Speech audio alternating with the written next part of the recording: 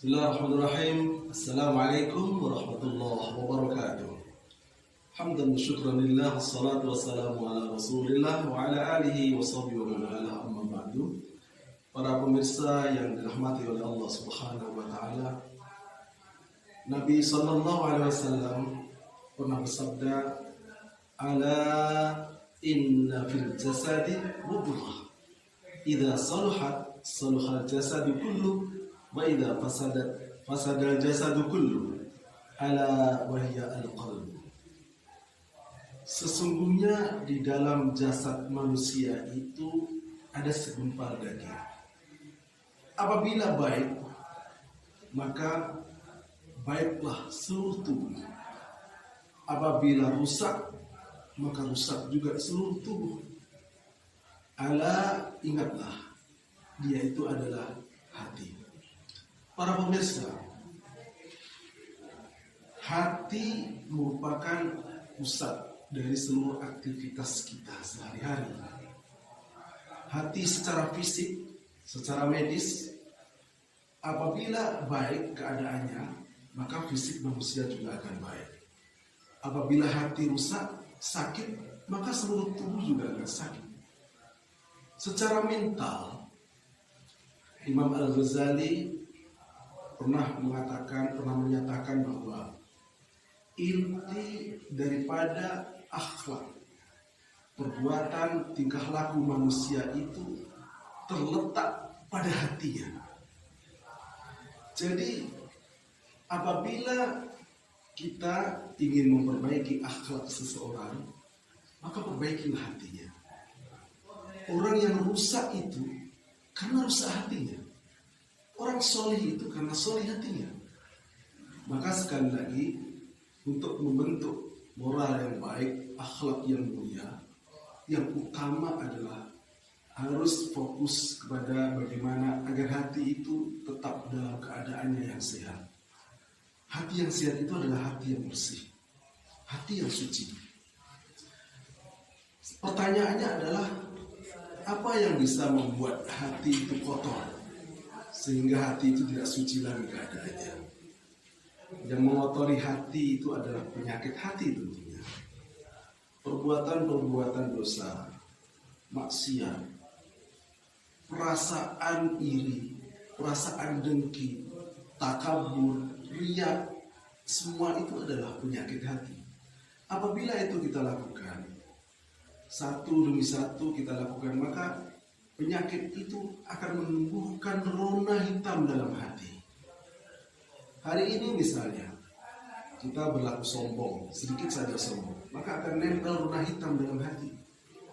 Belum sempat bertaubat, belum sempat membersihkan, ditambah lagi kita menghina orang lain, menjelekkan orang lain, kata-kata kita menyakitkan telinga orang lain, maka akan bertambah lagi kotoran dalam hati. Semakin banyak kesalahan-kesalahan yang kita lakukan, semakin banyak kotoran-kotoran yang tertempel dalam hati. Kalau hati itu sudah ditempeli oleh rona-rona hitam yang banyak, maka lama-lama hati itu akan penuh dengan kerak. Kalau hati penuh dengan kerak, tentu hati akan mengeras menjadi seperti batu.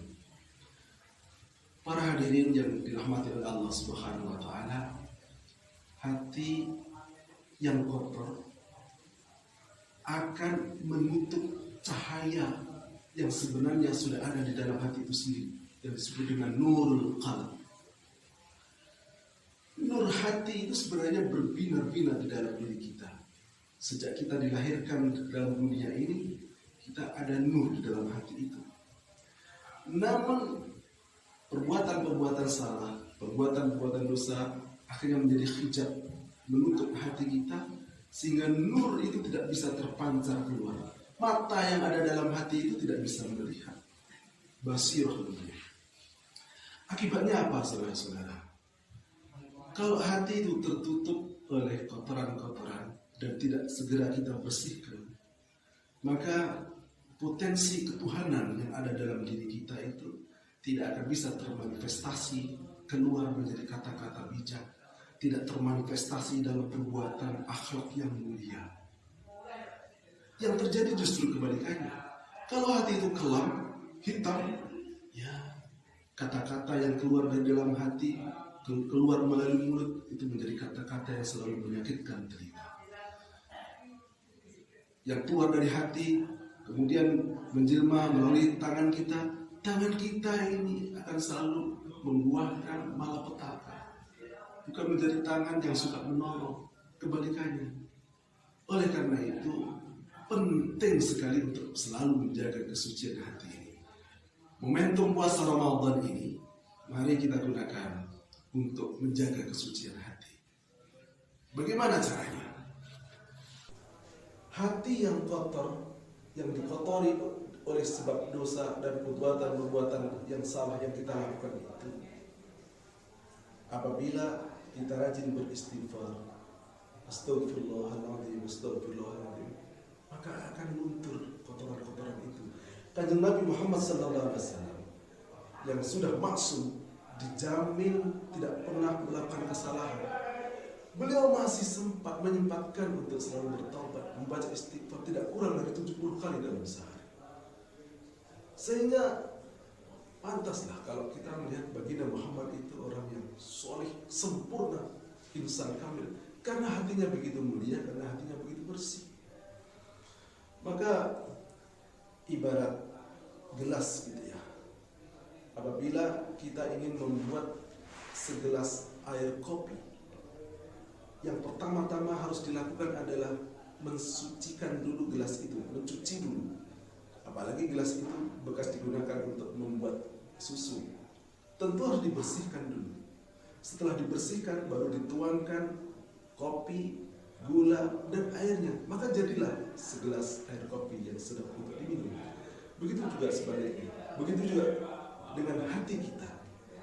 Untuk menjadikan diri kita ini baik, menjadi orang yang berakhlakul karimah, maka bersihkan dulu kerak-kerak dalam hati itu, dicuci dulu dengan istighfar, dengan bertaubat kepada Allah, berjanji tidak akan mengulanginya lagi.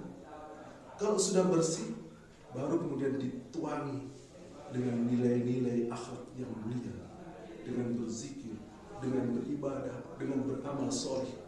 Kalau itu sudah dituangkan ke dalam hati, maka insya Allah kita akan menjadi orang yang mulia, seperti yang diinginkan oleh baginda Muhammad SAW. Innama bu'istu liutammima makarimal akhlaq.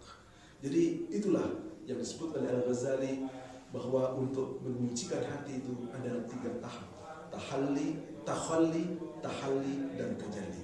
Tahalli itu menyucikan diri, tahalli menghias diri dengan hal-hal yang positif, dan tajalli maka menjadilah kita orang yang baik.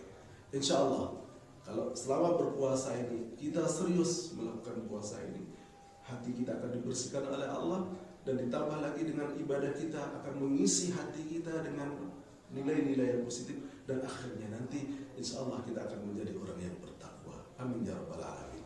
Sekian, ada kurang lebihnya mohon maaf. Assalamualaikum warahmatullahi wabarakatuh.